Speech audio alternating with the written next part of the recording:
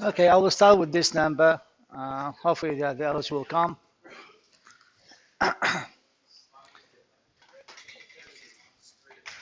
Now you can finish your conversation later. Yeah. Okay, so we are week 3 already, and this lecture number 3 is going to be consist of multiple sections. The first one is going to talk about something you already done in the metrology lab, which was the surface roughness.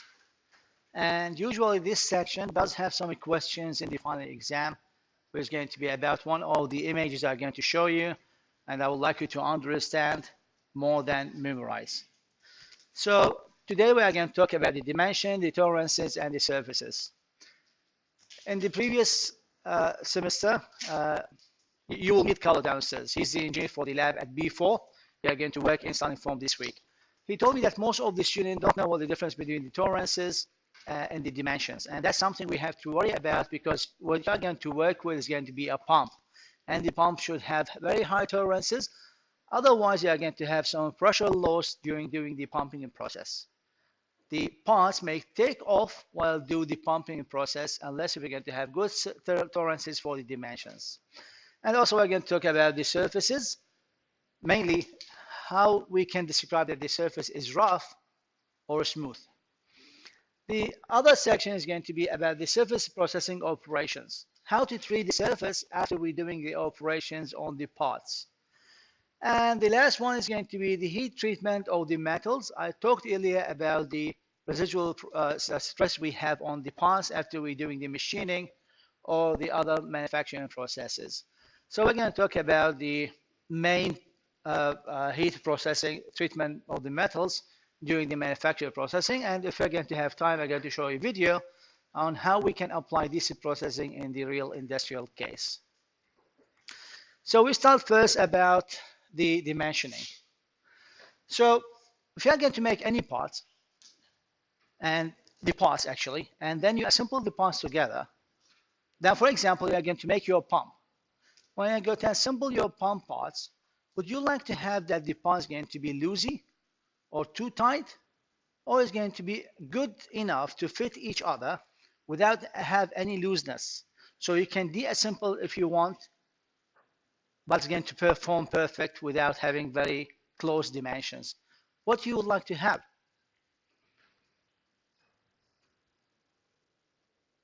Well, you usually assemble the parts and plan to deassemble it later.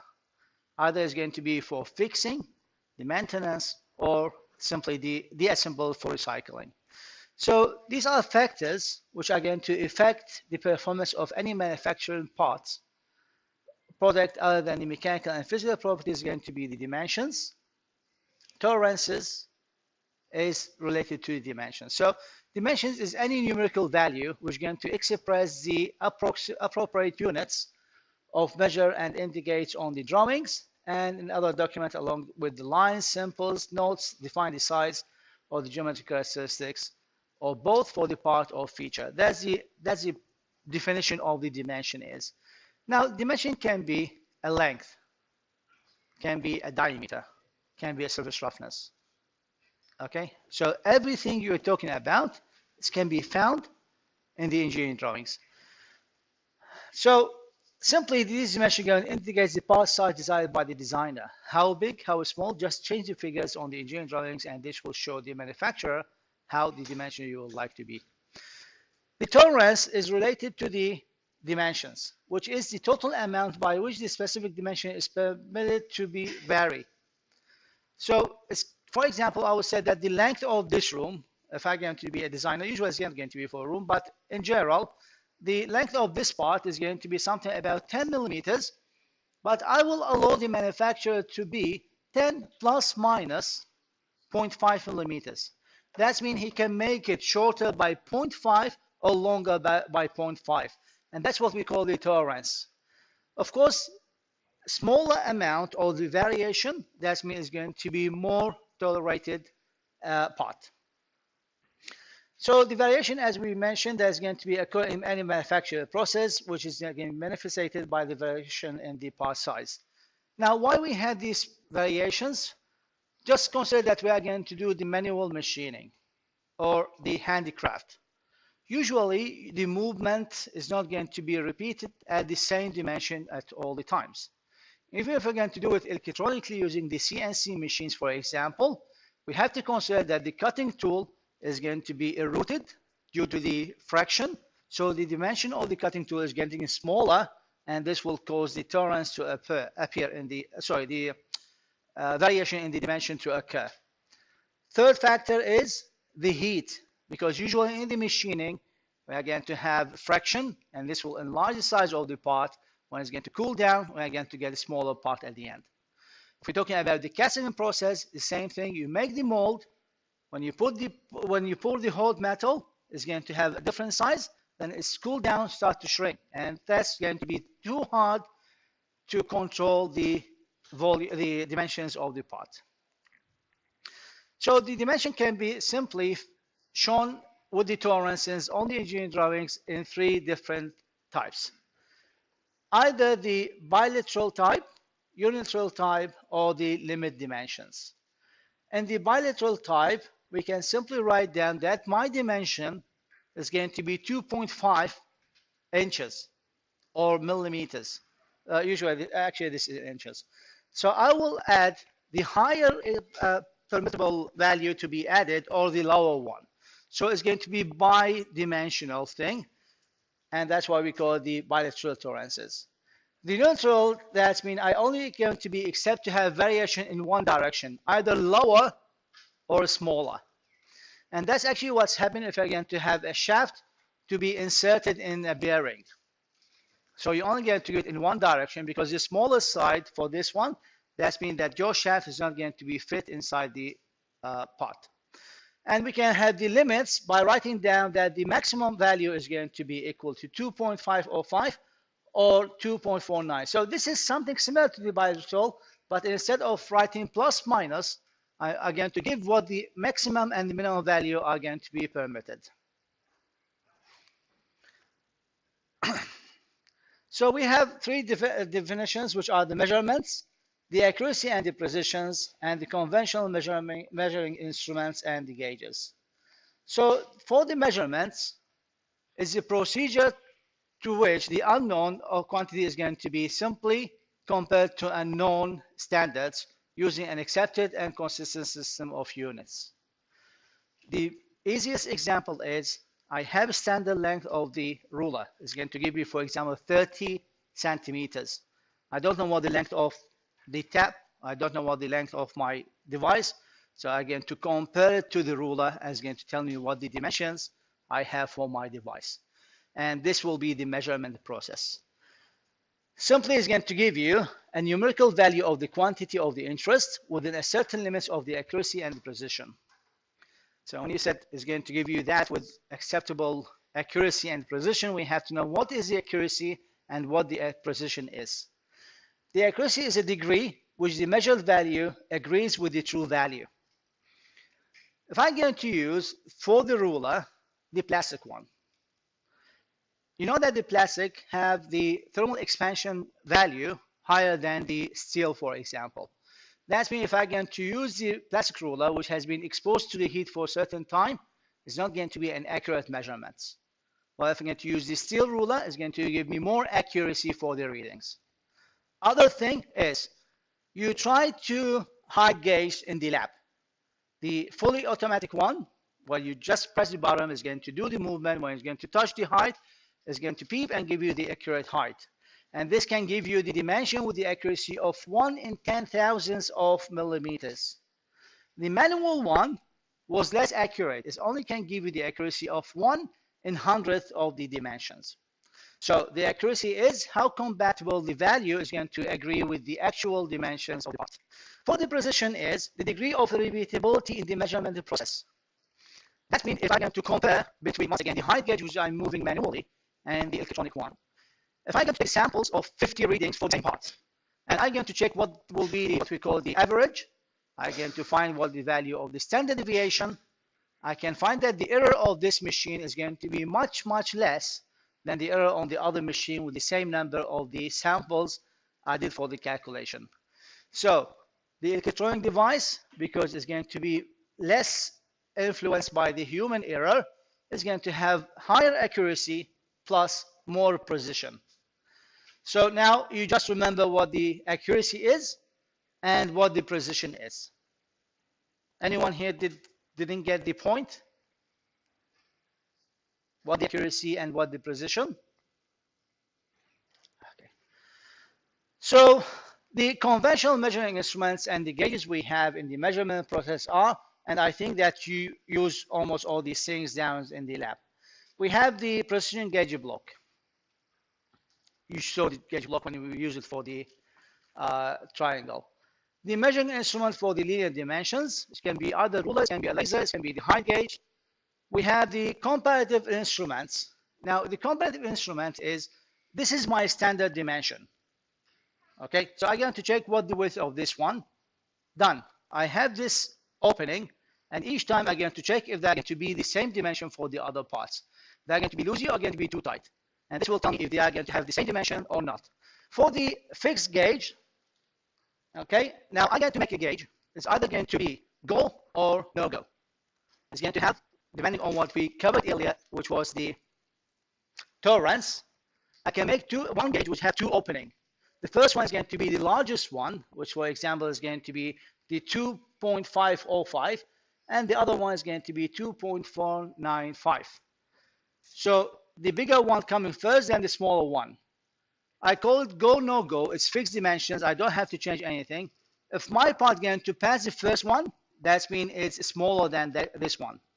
But it's going to be bigger than the lower one. So it's within the tolerances required. And that's what we call the fixed gauge or the go, no go. And also we have the tools for the angle measurements like the compass, which can tell you what the degree of the level we have. So this is precision gauge block. Now, by now you understand what we mean by this one. Each one has a standard height at the room temperature, which was, you notice that the lab was too cold because we don't want to change the dimension of this one due to the thermal expansion. So each one is going to have a standard height. We have to build up the parts on top of each other to have the accurate dimension required for the comparison. For the measuring instrument for the linear dimensions, we have two types for that.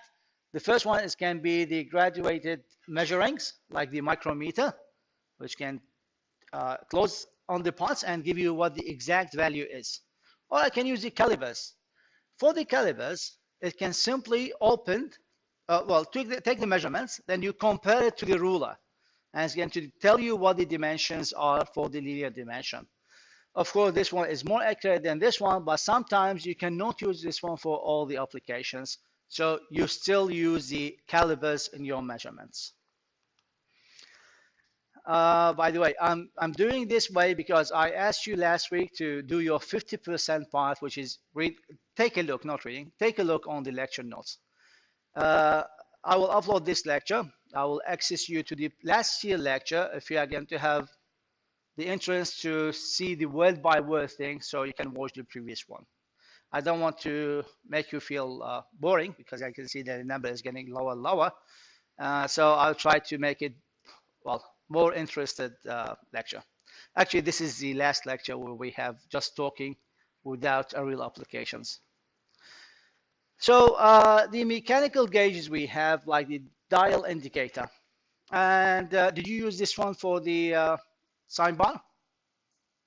Yeah, well, usually if I was there, I will show you how to do the process in more advanced and more accurate method without going through the hassle of using the mechanical gauges, especially the one we have in the lab are old and not working properly. We can use the same device for the height gauge, the electronic one, to check if the both levels are the same level or not. Because you can check the height at the end and the front by moving the machine, the height gauge. Have you tried that? Did they show you how to use this machine to check the surface roughness? So the same method actually, if we're going to have the level of the sign bar and we try to run the probe at the front and the end, it's going to tell us which one is higher. So we can add the gauge or lower the gauge until we're going to have levelness. For the mechanical gauge, by moving the probe up and down, is going to change the movement of the mechanical parts inside the dial gauge indicator, and accordingly is going to tell you what the height difference they are. So the good thing with it is can simply check the accuracy up to 0.01 millimeters. The electronic gauge is similar to the mechanical one, but instead of having the mechanical movement, it's going to change the mechanical movement into a voltage.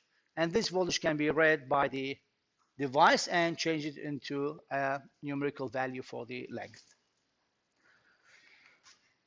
Now for the fixed type of the go, no-go gauges, so from the name is it will let go at the first stage and stop it at the other one. The opening of the go, no-go gauge is depend on the tolerance required for the parts. So that's how it looks like. So when we said it's going to be 2.505, the opening from here to here is 2.505. And the other one is going to be 2.495, the smaller one.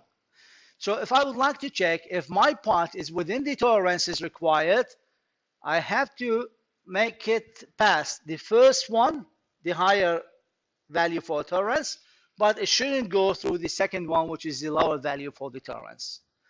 I check all the parts. If it didn't went through this one, the first one, that means that the part is bigger than the tolerance, the higher value of the tolerance. If it's going to pass through this one, that means it's smaller than the lower value of the tolerance. The plug gauge actually doing the same thing. It's going to be a fixed part. Now it's go, no go. If I going to check the, the first one is for diameter. For this one is going to be for the holes. That's the lower tolerance for the hole, and this is the upper tolerance for the hole. So my gauge should pass for this one, inserted inside the hole, but it will stop on the second one. So anything between these two is going to be within my required dimensions.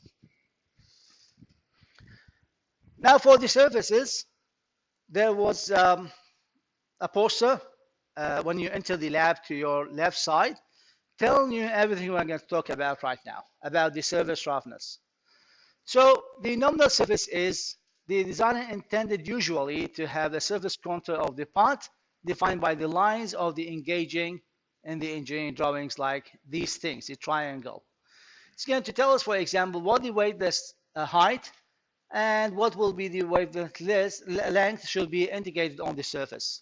When you see these things in the engineering drawing in the future, you will understand that this one is going to define what the surface roughness required for the machining. And that especially is going to be for the mating part and the high accurate parts. You don't want, for example, to have the air or the liquid to pass through the mating surfaces. What the most example for this process? The cylinder of the car, you have to take care about the surface roughness. The shaft, the crankshaft, you have to care about the surface roughness.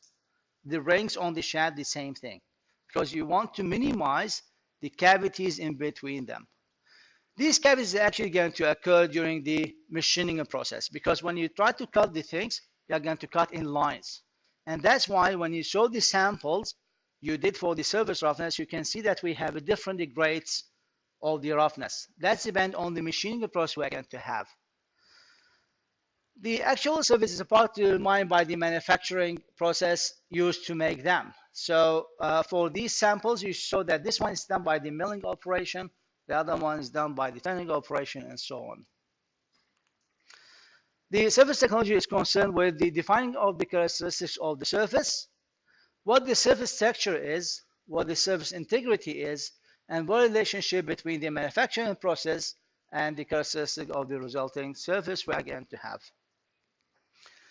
So if you are going to take any part, any rough surface under the microscope, it will look like that. It may look very smooth, even the table in front of you or even the surface of your mobile phone, but if you're going to put it under the microscope, you will find scratch on it. The scratch will look something like that, especially in the metal.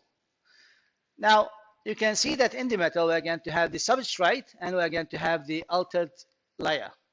The altered layer have different color, different crystal shape because it was exposed to a higher temperature during the machining process. So it's going to look rough, and at the top there, the shape of the surface is what we call the surface texture. So if I'm going to make it in 3 dimensions, that's how it looked like. So the lines we measured using the probe was actually look like that. We're going to have a higher lower level, and we're going to have cracks in between. The cracks are going to be micro cracks. You cannot see it by eyes. It's going to be only seen by the microscope. Now, this diagram,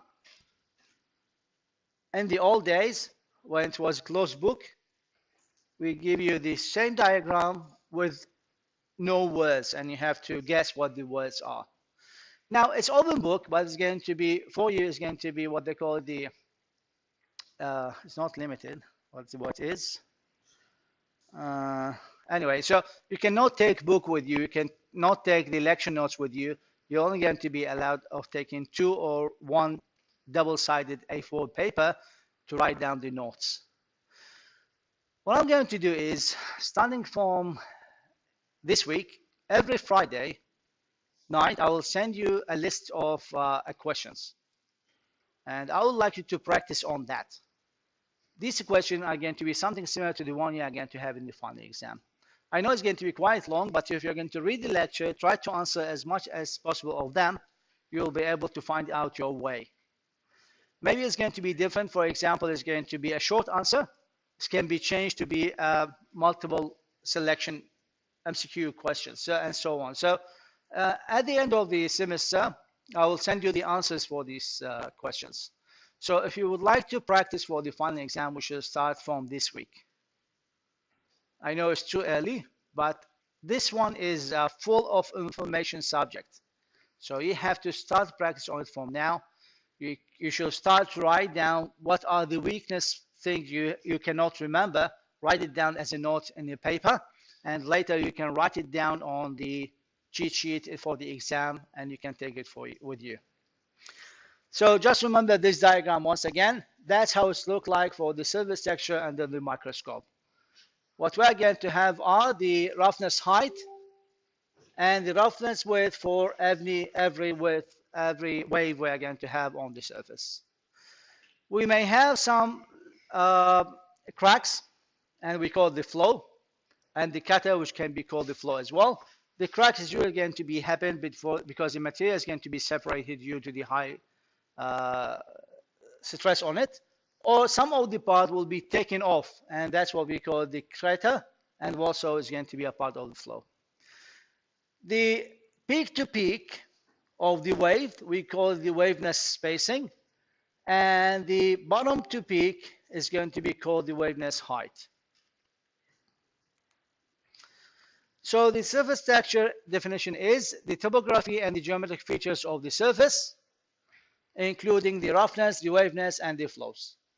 And also it's a process pattern or direction resulting from the mechanical processes that produce it. I'll show you later a video for the milling machining, for example, or even for the turning machine. In the turning machine, we're going to have a tool with a small tip. You will see that down the stairs. So actually, if you're going to move it wrongfully, you're going to have this spiral shape of the cutting. If you're going to move it with good feed rate, you will see that it's going to go surface finishing. But if you're going to take a look under the microscope, you will find the lines, and it's going to be spiral once again, but it's going to be very fine. So that's how it's going to look like. The same thing for the milling operation.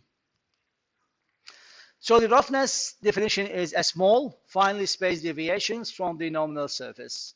So we have the nominal surface. This deviation from the nominal line surface is going to be called the roughness. The waveness is a deviation of much larger spacing. The lay is a prominent direction or pattern of the surface textures. The direction of these lines is going to be called the lay. The flow is irregularities that occur occasionally on the surface, including some cracks, scratches, inclusions, and similar defects of the surface. That's the same diagram I told you about on the poster. So the line in between them is going to be the nominal surface. That's what we would like to have. And actually, that's what you're going to have as your height when you do the measurements. But the actual is going to be, we have some of the surface height is going to be higher than the nominal or below the nominal. So the surface roughness is a measurable characteristic based on the roughness deviation between the layers. The surface finishing is more subjective to term of the denoting the smoothness and general quality of the surface. So if I going to say that this is a rough surface, you will understand that the waves are too high and the waves are too wide. If I can talk about the surface finish, that means it's going to be more smooth. These gaps are going to be smaller and the height is going to get closer. Surface integrity is the study and control of the methodological changes in the altered layer beneath the surface. So we don't talk about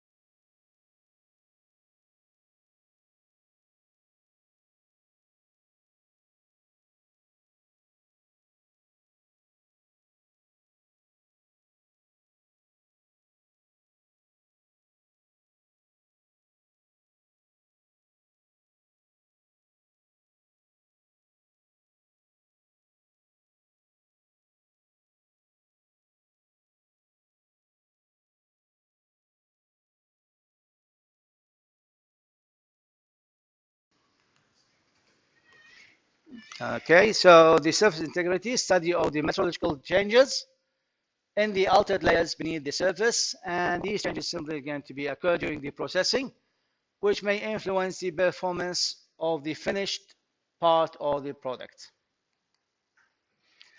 These surface changes, as we mentioned earlier, is going to be caused by the application of various forms of the energy during the processes. What the types of the energy we are going to have? We are going to have the force due to the stress. We are going to have the heat energy, right? And we're going to have some chemical changes as well. So mechanical energy is going to be the most common form of the manufacturing because we force the cutting tool inside the work part, and this will cause the stresses inside the part. Also, when we are going to have the direct contact, we are going to have friction, and this will change the heat energy in the part as well. So if we're going to have a classification of each surface change we're going to have by different energies, we start with the mechanical one. Because we sharing the part, that's when we force the part to take off from itself due to the sliding, and that's what's happening in the cutting operation. We're going to cause the residual stresses, we're going to cause some cracks, the voids or inclusions, and some hardness variations. For the thermal energy, because we are going to have friction and this will increase the temperature, the changes we are going to have are going to be some metrological changes, mainly due to the high temperature, the shape of the crystal will be changed. We are going to have the redeposit material or resolidified materials because at the higher temperature, some of the material will be melted and solidified back once again on the surface. And that's why sometimes during the machining, you will see some built-up material on the surface, which actually due to the high friction, they got melted, then built up on the surface once again. The heat effect is zone you will see a burned area on the surface. And that's actually happening when you do the, for example, the welding. So a certain area around the welding area, or even due to the machining, due to the friction, you will see that this area will going to reach a high temperature, which is going to be enough to change the recrystallization shape of the parts, but without melting it. And also again to have some hardness changes due to the heat treatment of the part itself. Now, for the chemical changes energy, we're going to have the undergranular attacks, some chemical contaminations, the absorption of the certain elements, like for example, is going to be the hydrogen is going to be implemented on the metal surface due to the chemical reaction. We may have some corrosion, pitting, and etching, dissolving of the microconstitutions and the alloy devolutions process. And finally, because of the electrical energy, we're going to have some changes in the conductivity or the magnetism. So if I'm going to run an electrical current through any metal part, it's going to turn to be a magnet, right? So this is one of the changes we're going to have affected by the electrical energy on the part. So for the measurement of the surface, we have two parameters of the interest. First, the surface textures, and second is going to be the surface integrity. So you use this device or similar to this device. The one we used was in store type, and this is the standard fixed type. So we put the specimen, and we're going to have the stylus. The stylus is going to work something like your nail. When you try to check the surface roughness of any part, you move your nail first. Oh, it's going to be rough or it's going to be smooth, depending on what the feeling you're going to have. Now, this one is adopting the same process, but instead of the feeling, we're actually going to have the movement for the stylus, and this movement is going to be translated into electrical value, and this will be printed up on the screen. The same data is going to make comparison between the average higher and the average lower and give you what the average value for the surface roughness. So surface texture, once again, is dealing with the geometry of the surface. Commonly is going to be measured by the surface roughness. The surface integrity is deal with the material characteristics immediately beneath the rough surface. And the changes is going to be for this subsurface that resulted from the process that created it. We have three methods for measuring the surface roughness, which are the fingernail test. Okay, if I get to have simply the specimen and I check it with my surface nail, fingernail, and actually most of the expert machiner can tell you what the surface roughness are with good accuracy simply by checking with the fingernail. We can use the stylus electronic instruments like the one we did, or we can simply put it under the microscope, and this will going to check what the levels we are going to have and give you the average with more accurately. You didn't use the Olympus type microscope, which is just laid to the left of the surface roughness device. We can put any sample below this microscope, even the glass, and it's going to tell you what the surface roughness of the glass layer we're using this machine. Now, how does the tolerance and manufacturing process going to work together? So we said that some manufacturing processes are inherently more accurate than the others. And most of the machining processes are going to be quite accurate, which can give you as accurate as a plus minus 0.05 millimeter accuracy. The sand casting is generally going to be inaccurate because the wall of the mold is going to be a sand. So it's going to have big cavities, going to be filled with the material, and this will cause a bad surface finishing and bad dimensioning because we said it's going to have some contraction after the expansion. So the tolerance can be something up to 10 to 10 times of those used for the machine part must be specified. The surfaces and the manufacturing processes, some of the processes are going to be inherently capable of producing better surface finishing than the others. In general, the processing cost is going to increase if you would like to get better surface finishing. But anyway, if the case required to have a good surface finishing, you have to spend more to make it better. The process noted for the providing of the superior finishing, including the honing process, we can do the lapping, the polishing, and the super finishing, which can give you the mirror shape of the part. because it's going to be very good surface finishing. So if you get to put these parts, if it's going to be the super finishing part, if you're going to put it under the microscope, you will find the same thing, the same legs, the same flow, the same cracks. Okay, now we're going to talk about the surface processing operations and how to enhance the surfaces after we do the machining or manufacturing processes. Some of the example we had is going to be just simple painting for the shape, for the part, or just simply clean it, or sand blasting the part. These are all surface treatments. More complicated one, if I'm going to implement some nitrogen inside or some carbon inside, like the carbon is steel. Okay, we're going to talk about these operations, which are going to be first, the industrial cleaning processes, diffusion and ion implementation, which is something to the nitritizing or decarbonizing process. We can also have some plating and the related processing, like when we said it's a gold-plated part. We can have the vapor deposition processes. We can have the organic coating, which is the painting, the porcelain eliminating and the other ceramic coatings, and we can do some thermal and mechanical coating processes. So for industrial cleaning, after any operation, of course, you have to clean your parts. And we do that simply to prepare the surface for subsequent processes. Or simply, we are going to improve the hygiene condition for the workers and the customers. Or similarly, again, to remove some contaminants that might chemically react with the surface. And finally, this will enhance the appearance and the performance of the products. So the process usually again to use to clean the work surface and to be first, we can use the chemical cleaning methods, or we can use the mechanical cleaning methods. The first one, we're going to use some chemicals to remove the unwanted contaminants from the work surface. Now, for example, you do some process and you use some coolant, water-based coolant.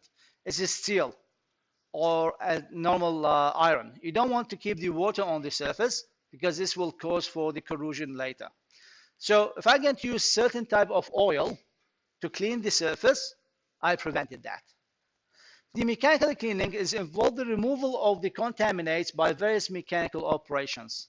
And one of the examples is going to be the sandblasting, for example. I just spray it with the sand, and this will make the surface clean. How to select which method you are going to use, the chemical or the mechanical, will depend on the following factors. What you are going to remove, what the degree of the clearance you are required, what the material you are removing, what the type of the material you're removing, what the purpose of your cleaning is going to be finishing, or this will be subsequent process later. The most important thing nowadays is going to be the process you are going to use for the cleaning, what the impact of this process on the environment. Also, what the size and the geometry of the part. If it's going to be too complicated to use a chemical method, so simply don't use it. If it's going to have some cavities and you cannot clean it further, don't use the chemicals. It's going to be too big, you cannot use the chemicals. Or it's going to be limited for certain types of the mechanical processes. And the last point is going to be what will be production and the cost requirement for the cleaning process. So the types of the chemical cleaning process we have are going to be either using the alkaline cleaning, the emulsion cleaning, the solvent cleaning, the acid cleanings, or the ultrasonic cleanings. For the mechanical, it's going to be just physical. Even again to get the cloth and clean the parts, that's a mechanical process. I'm going to remove the soils, the scales, or the films from the work surface by abrasive or similar mechanical actions. Now, what the meaning of the abrasive? Give me a very simple example of the abrasive cleaning. Abrasive, that means we are going to remove the layer. What we are going to result is a powder material. So if I want to have the sandpaper and start to clean the surface, I just use an abrasive material mechanically to clean the surface. So usually the mechanical one is going to serve other functions like for example, the deburring, the improving of the surface finishing, and the surface hardening. And the processing available are going to be the blast finishing, the shoot peeling, and the mass finishing processes. Some of the processes are going to be used simply just to alter the surface chemistry. And the two processes are implemented in the substance with the foreign atoms, going to be the diffusion or the ion implementation. So from the name, the diffusion is going to be a process of alteration of the surface layer of material by the diffusion of the atoms of the different materials into the surface, usually at a high temperature. The most common thing is going to be the nitrogenizing or the carburizing, when we are going to implement the ions of the carbon or the nitrogen onto the surface of another material like the steel. And the ion implementations is going to be the embedding atoms of one or more foreign elements into the substrated surface using the high energy beams of ionized particles. So in this case, we're going to send a beam of nitrogen instead of doing that under high temperature, and it's going to do the same purpose. Now, some of the materials need to be coated, and most of the products usually need to be coated to protect them. And this can be done by the painting, plating, or other processes. The only material that doesn't need to be coated is going to be the stainless steel because it's stainless resistance, or the brass, which is also a corrosion resistance. Non-metallic materials are sometimes coated, like the aluminum. We sometimes coat it to prevent it from the oxidizing.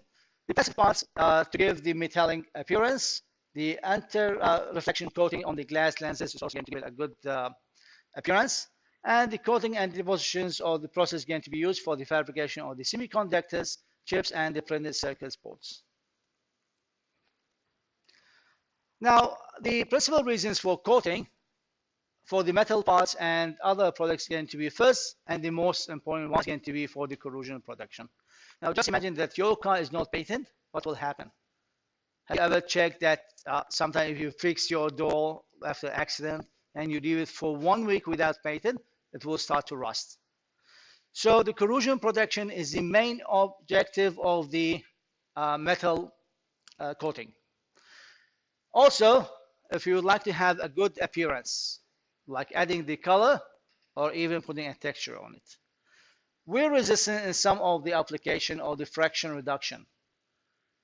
And that's what we're going to do in the case of the gear pump.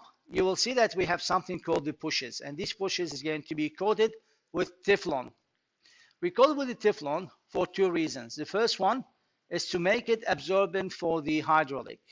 So when we are going to start the operation of the pump, it's never going to run it dry even for a fraction of the seconds, because the coated Teflon is going to simply absorb the oil and save it there. Also, sometimes we can use the coating to increase the electrical conductivity or opposite the electrical conductivity. So we can either make the surface conductive material or we can make it insulated material. Also, we can simply prepare the metallic surface for the other operations or rebuild the surface worn or eroded during the surfaces. Sometimes, again, to have the eroded surface doesn't have this good surface finishing, you can simply paint it with another material or plate it with another material to take it back to the original thickness. Okay, and this will be the rebuild surface worn or eroded.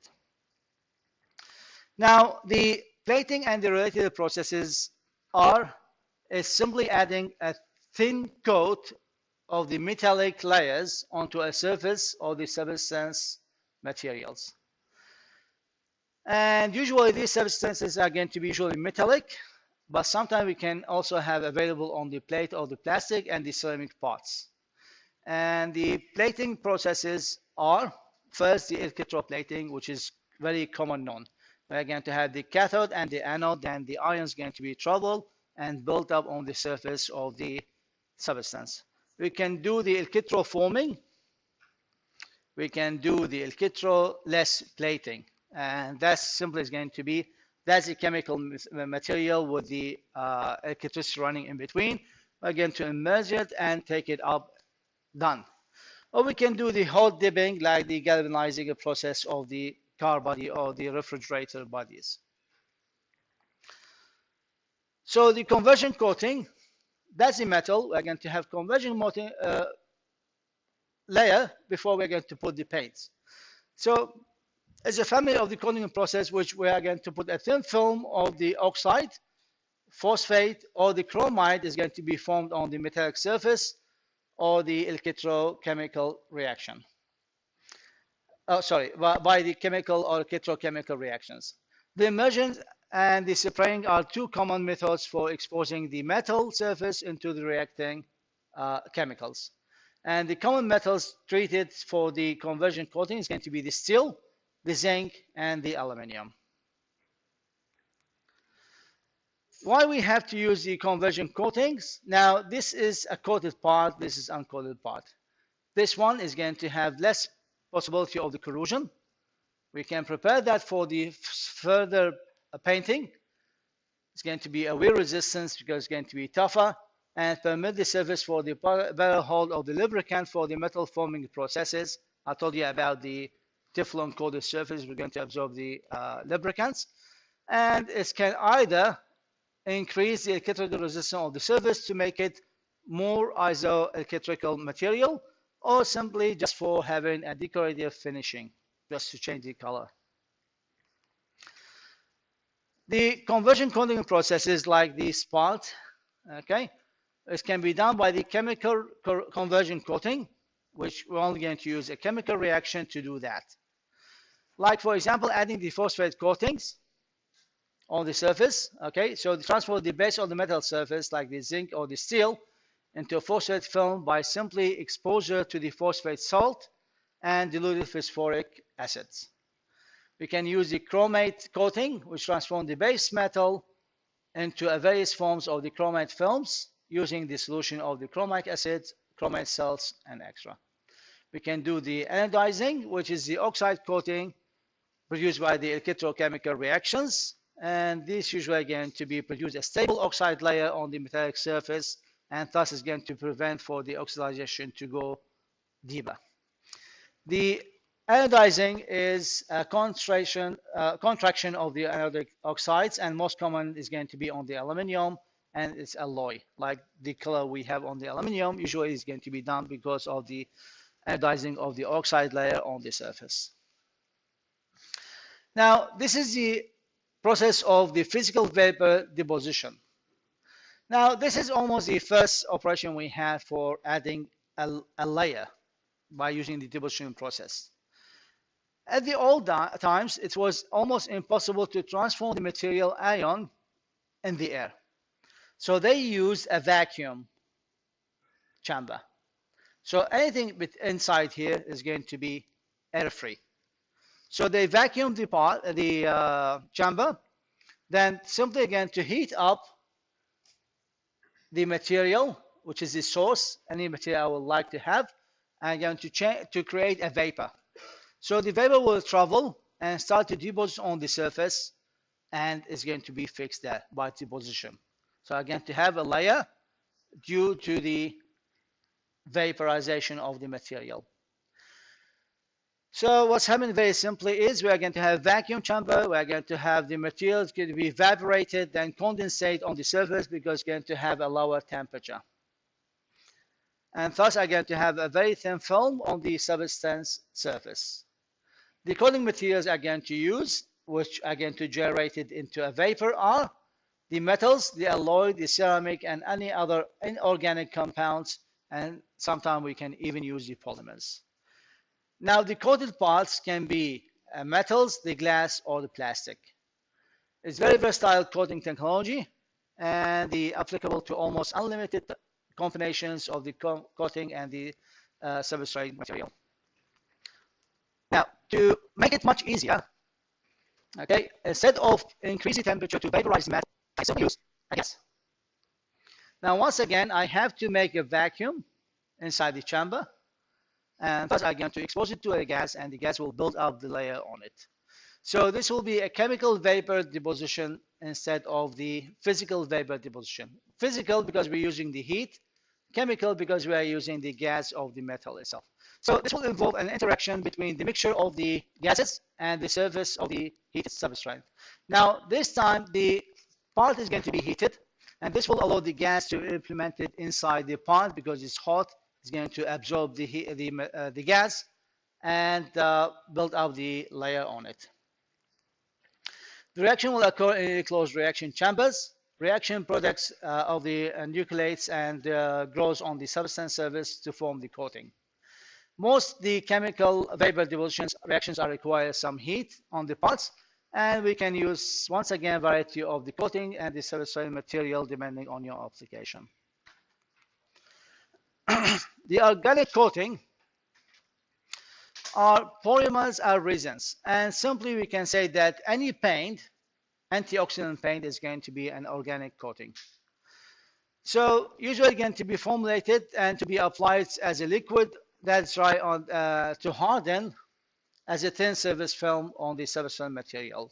The advantage of the organics are the wide variety of the colors and textures available, the capacity to protect the substrate surface is going to be lower cost because it doesn't require any complicated machine, and the ease which way they're going to be applied with. I can use a brush to do that or just simply spray it on the surface. The integrated organic coatings are going to be the binder, the dyes for the pigments, the solvents, and the additives. Mix up these things together again to have an organic coating. I can apply the organic coating by using the brush, the rolling, the spraying, the dip coating, or the flow coating. The drying and the curing. So when you're actually adding any paint on the surface, you will wait for the while and this is going to be dry, but it's not going to be strong enough. You can simply remove the layer by hand. So you have to give it an extra time for the curing. So it's going to be more durable film on the surface of the substrate. Now, I think you saw something similar to that. The most common example for that is going to be the, for example, the canning cup. It's a metal, but it's coated with the porcelain. Have you seen that before?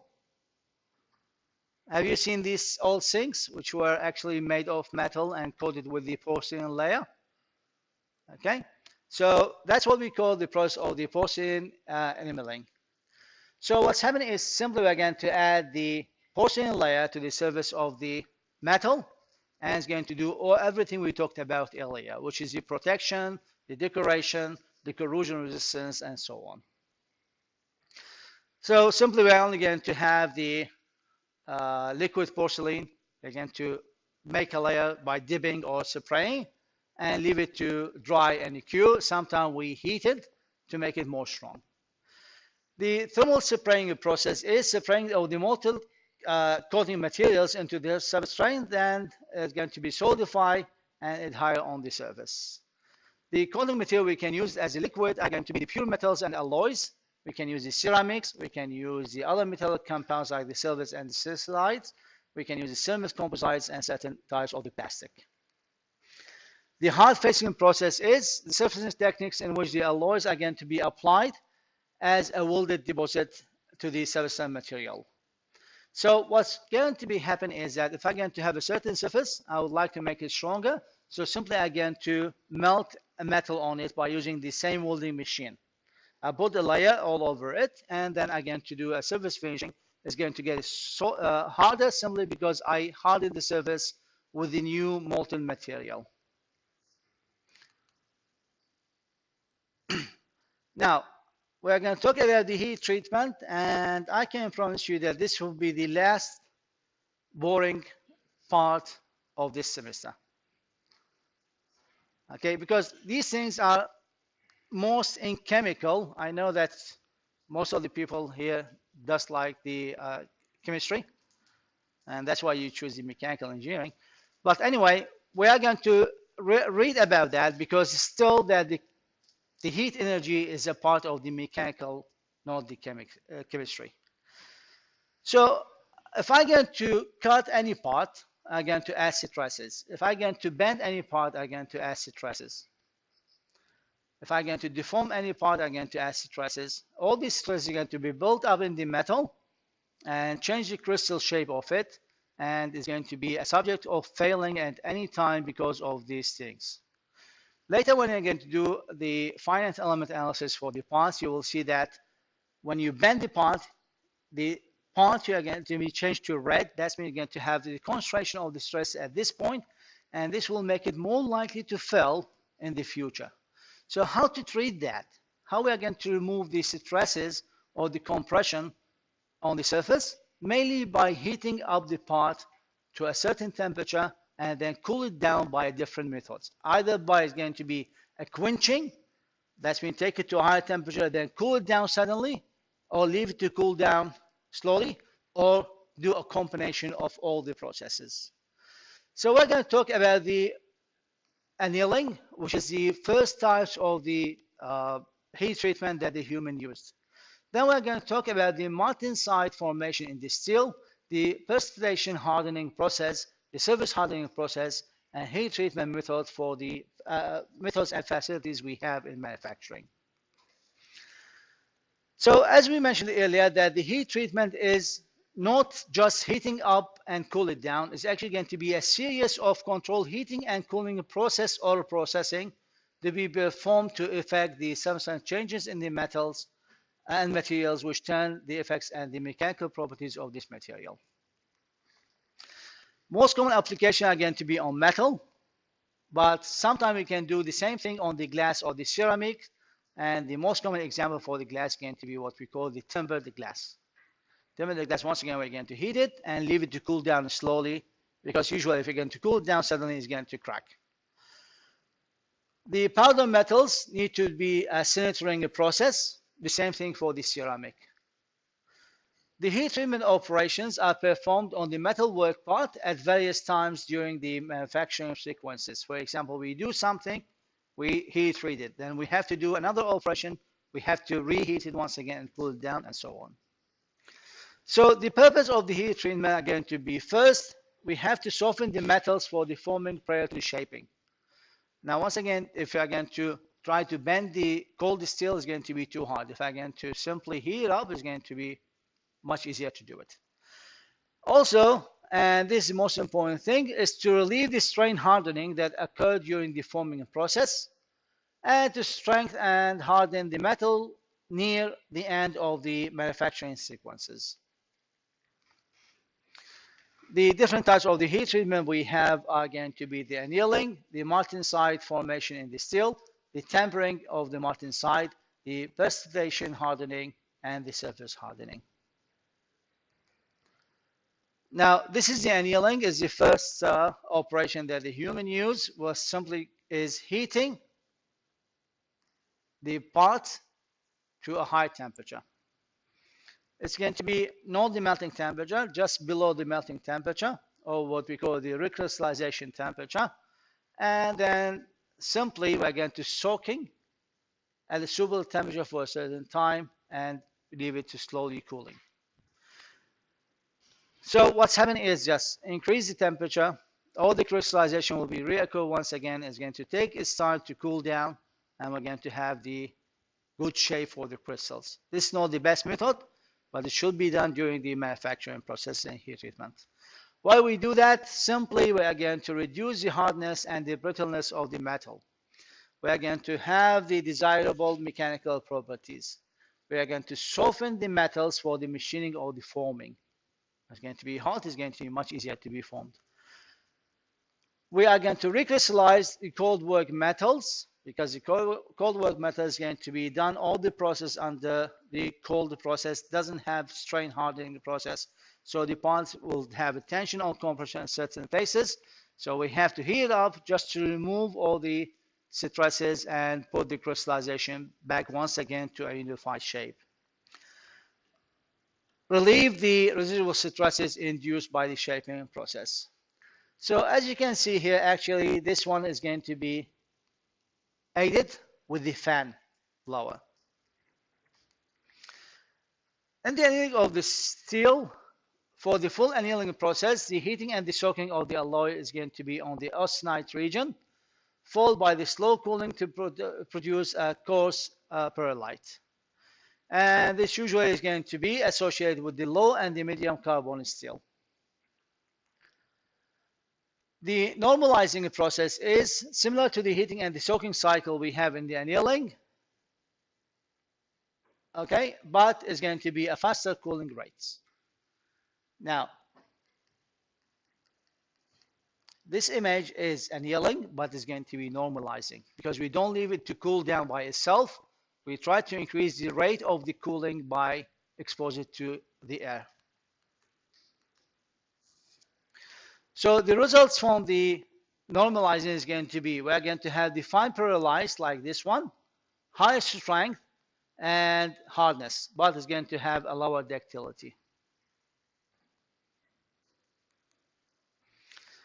So usually the annealing is going to be used to reduce the work hardening process, and the cold work part usually is going to be annealed because, as we mentioned earlier, we're going to have this strain hardening. Now, what is strain hardening? We mentioned that last week.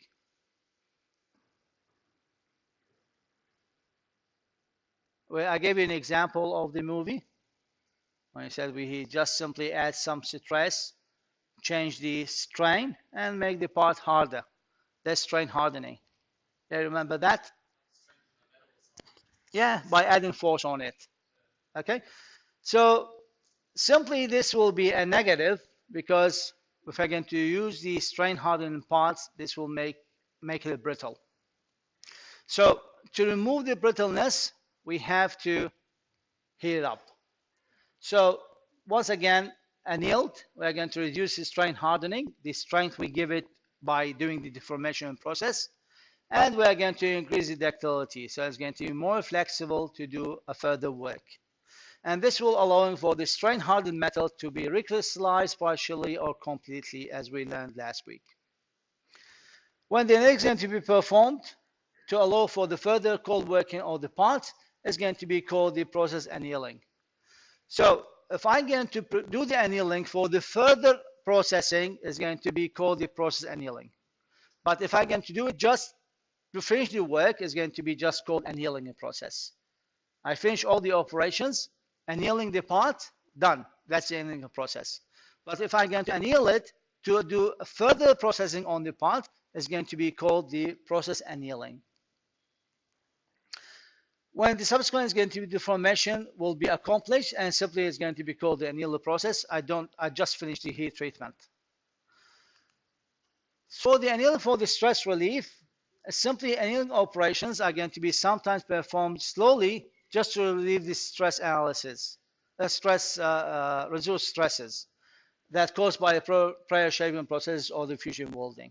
So this is an example of the deformation process using the rolling.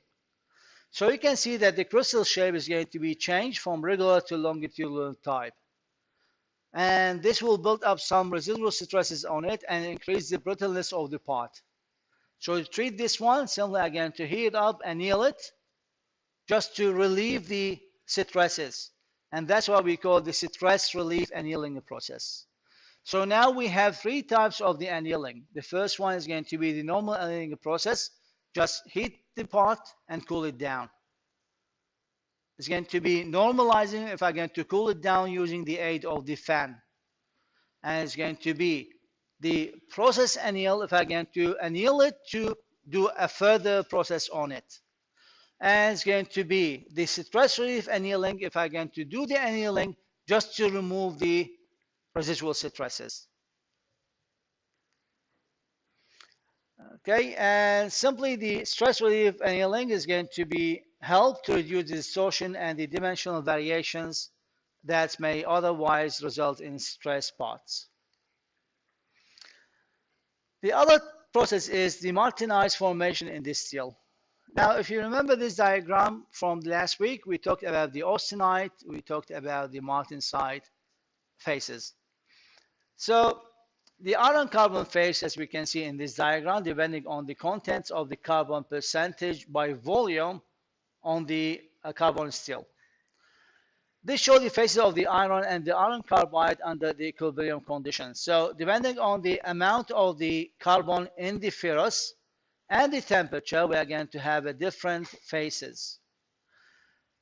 If we're going to assume that the cooling from the high temperature is going to be slow enough to permit the austenites to transform into a ferrites and the simonitites mixture, which is the FeCl3 level, this type. Under the rapid cooling process, if I'm going to heat up the part, then simply quench it in the oil or the water. This will be a rapid cooling. So the equilibrium is going to be prevented in this case. And the austenites is going to be transformed into a non-equilibrium phase, what's called the martensite, which is going to be hard, but it's going to be brittle. Okay, so once again, if I'm going to heat the metal, this carbon steel, and I'm going to leave it to cool down slowly, I'm going to generate the austenites, and that's what we have in the annealing process. If I'm going to be simply rapidly cool it, I'm going to pass the equilibrium process. The austenites is going to be transformed in non-equilibrium phase, which is called the martensite. And the martensite, we like to get the martensite, but it's going to be for the further heat treatment process, because it's going to be hard, but it's going to be brittle, and the brittle can be not machined or formed. The time temperature transformation curve, or we call it the TTT curve, is showing the transformation of the austenites into other types of phases. Okay, as a function of time and temperature for the composition about 8.8% carbon steel. The cooling, as we can see here, okay, is going to be called the yields martensites.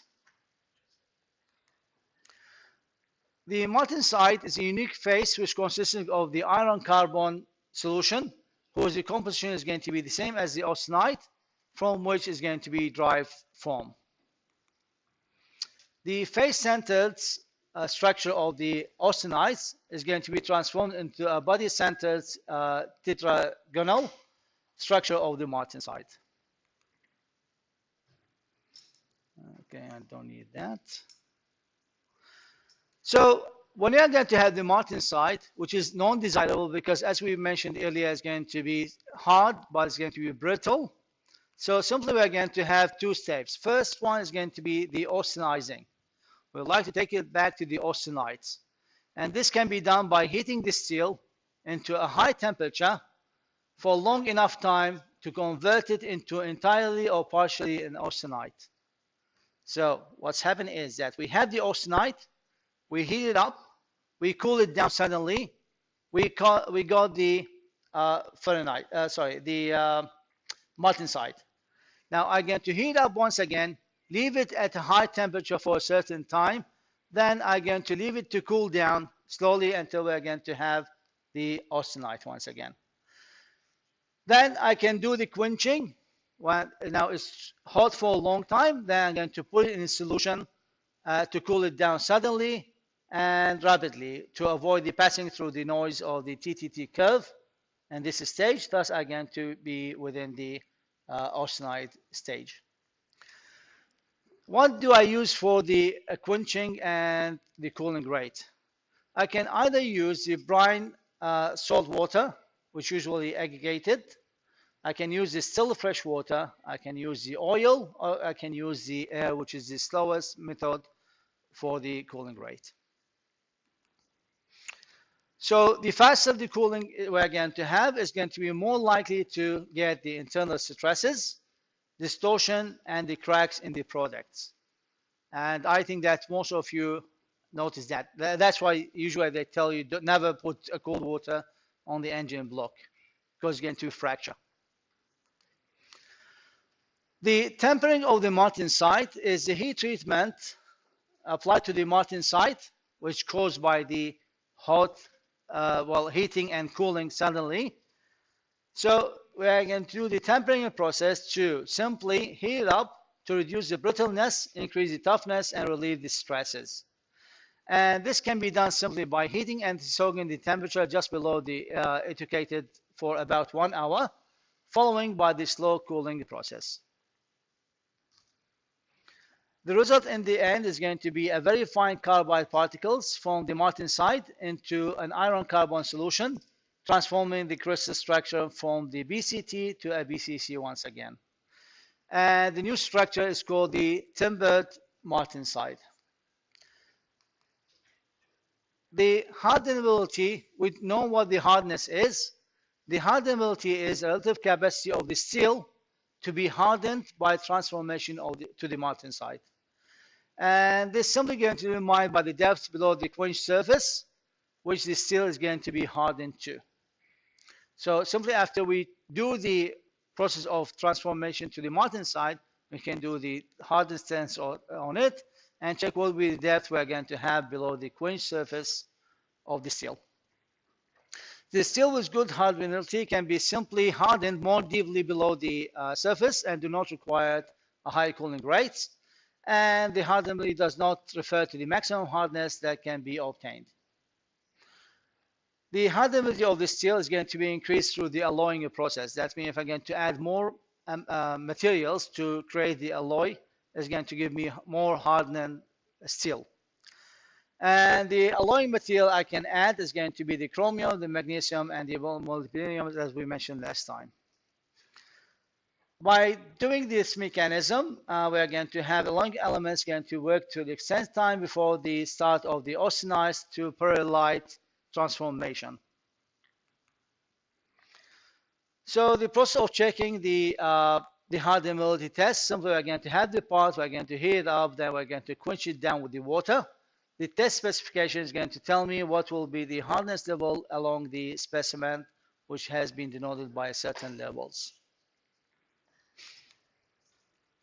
The participation hardening, which is a heat treatment that participate the fine particles that block the movements of the dislocation and thus is going to be strengthening and hardening the metal. The principal heat treatment for the strengthening of the alloys of the aluminum, the copper, the magnesium, other than the non-ferrous metals. And this process is necessary. Condition for whether the alloy system can be strengthened by the participation hardening is the presence of the sloping silver lines and the face of the diagram. Okay. So the participation hardening steps is going to be first the solution treatment, then we do the quenching, then we're going to have the participation treatment of the alloy. The surface hardening is we're not going to treat the whole metal. We're only going to make the surface harder, and this will do the purpose of the process. It's going to be done by a thermochemical treatment applied to the steel, which the composites of only the parts of the surface is going to be hardened.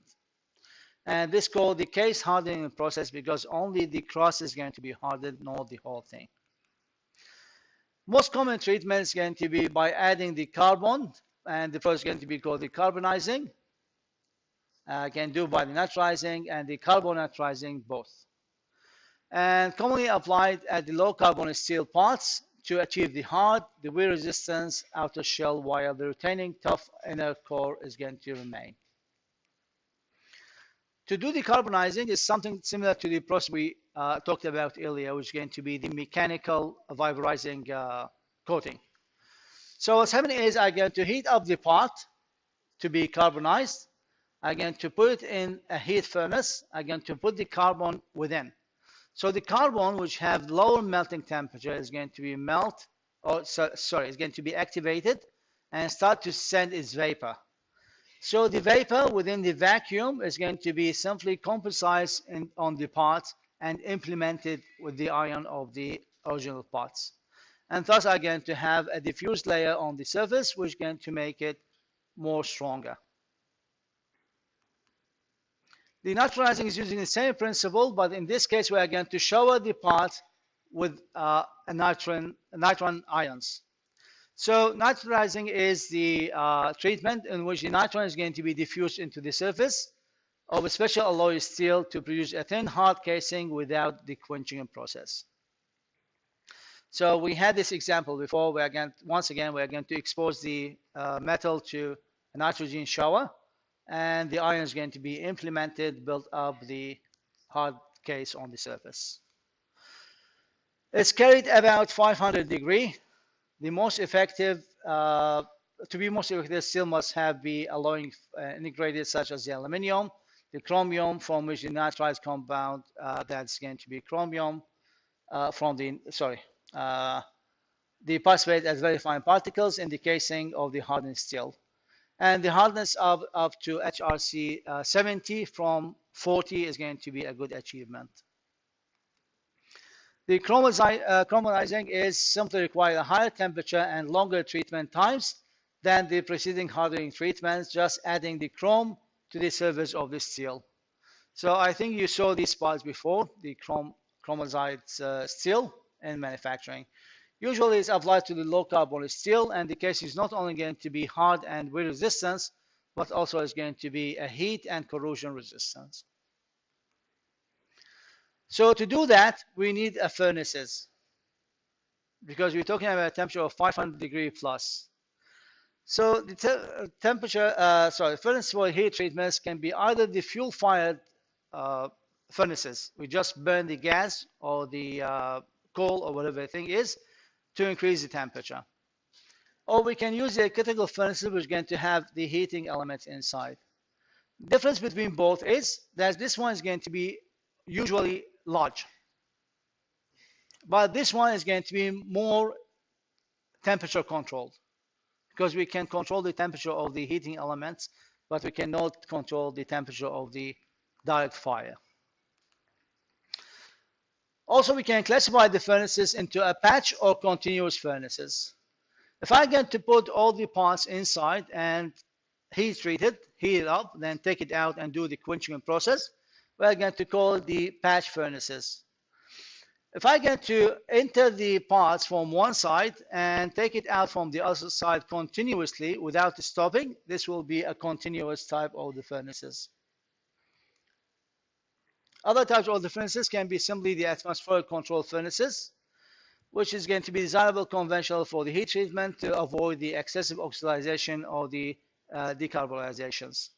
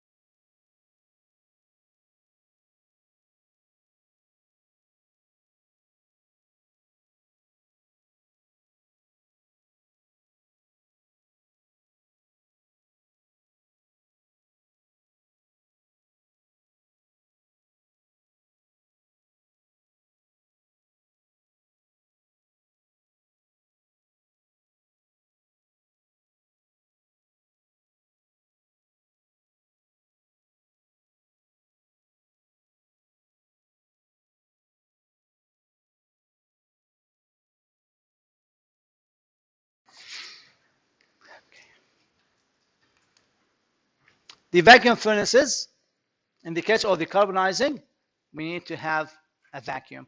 So in this case, the vacuum furnaces is going to be a radiant energy is going to be used to heat the parts. Disadvantage is going to need some time to vacuum the furnace. Some of the selective surface hardening methods also can be, the heat cannot be only done by the local areas of the parts instead of the whole area of the parts with no chemical changes occur. And this differs from the surface hardening methods that there's no chemical changes are going to occur on the surface. And this can be simply done by doing the flame hardening. So instead of putting the parts in the furnace, I can expose it to a direct flame. Also, I can do the induction heat hardening by making the magnetic field is going to increase the temperature of the parts. I can use the high frequency resistance heating. I can use the electron beam heating, or I can use the laser beam heating. So this is the flame hardening. Just to increase the temperature of the part, I'm going to expose it to the direct flame. It's not going to be a furnace, just to increase the temperature by exposing to the flame. So the heating of the work surface is going to be by one or more torches, followed by the rapid quenching. It's applied to the carbon and the alloy steel, tool steel, and the cast iron. And the fuel we use, including the acetylene, which is the gas, the propane, which is the gas, and the other gases. It lends itself to higher production, as well as big components such as the large gears that exceed the size of the capacity of the furnace. You cannot put it inside the furnace, so simply just torch it. The induction heating is using the electrical current, generate the magnetic field, and this will cause the heat up of the parts. So it's application of the electromagnetically induced energy supplied by the induction coil to an electrically conductive work part. It's widely used for the brazing process, the soldering, the adhesive curing, and the various heat treatments. When used for the steel hardness treatments, the quenching follows the heating process. And the cycle time are going to be short, so the processing lends itself to a higher production. You don't have to expose it to the heat for a long time. Now, this video is going to show you how the process is happening.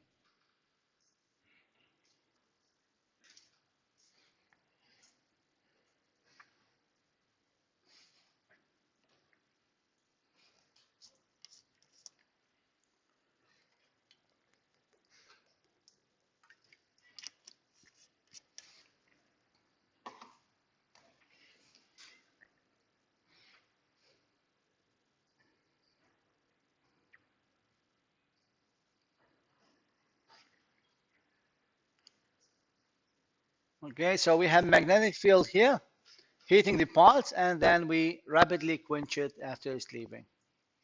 So because of this process is continuously heated up and quenching, so it's considered to be a higher production process because we don't have to leave it in the furnace for a long time. A similar method, okay, but in this case we are going to use the running current through the parts to heat up the parts. And this will do the process on selected area only, not the whole part. And that's why we call it the high frequency resistant heating process, and used to harden a specific area of the steel work instead of the whole surface by simply application of the localized resistant heating at high frequency of 400 kilohertz. Now that's something similar to the spot welding process. Just running the current through a small area, this will increase the temperature, then we cool it down. Because the surface is going to be too small, so it's not going to keep the heat for a long time, so it's going to be quenched immediately. The contacts are going to be attached, as you can see here, to the work part at the outer edge of the area. As the high current is going to flow through the parts, the region under the conductors are going to be heated quickly to a high temperature, and heating to the austenized range typically take less than 1 second.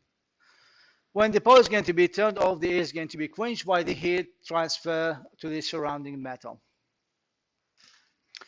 The electron beam heating are going to use the electrons to generate the heat on the surface.